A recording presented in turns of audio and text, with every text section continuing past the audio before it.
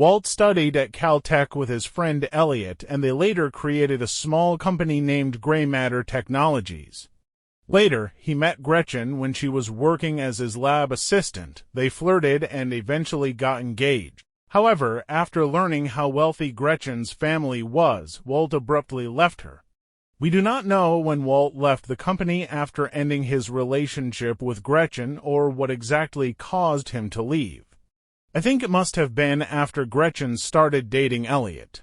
At that point, it would have been awkward for Walt to work with his ex's boyfriend in the same company while constantly seeing his ex.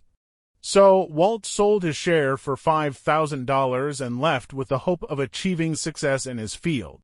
After that, Walt worked at Application Labs, a chemical lab, and then finally Sandia Labs. We do not have any information or clues as to why he left these jobs. My feeling is that he had such ambition in his career and wanted to be recognized, but he didn't find Application Labs or the chemical labs sufficient or suitable enough to support his career. He probably found a lack of growth opportunities and left. But the story about Sandia Labs might be different. Despite changing workplaces several times, Walt seemed very hopeful and ambitious about his future in the flashback in Full Measure, while still seemingly happily working at Sandia Labs. Then Walter Jr. was born with special needs. His newborn son required extra care, which forced Walt to choose stability and a decent job at the expense of giving up a long-term, unclear ambition. That's why Walt ended up working as a high school teacher. But it became a reluctant but necessary choice for him.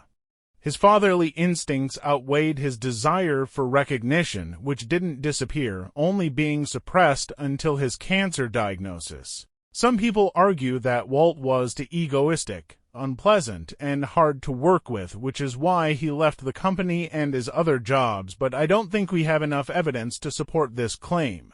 In the Gray Matter episode, Walt's colleagues spoke very favorably of him, and they all seemed comfortable around him. Despite leaving the company, Elliot and Gretchen still kept in contact with Walt. Later, he worked with Gail in the lab without any issues until he had to convince Jesse to drop the charges. So, I don't think Walt fired Gail because of his ego or because he was hard to work with.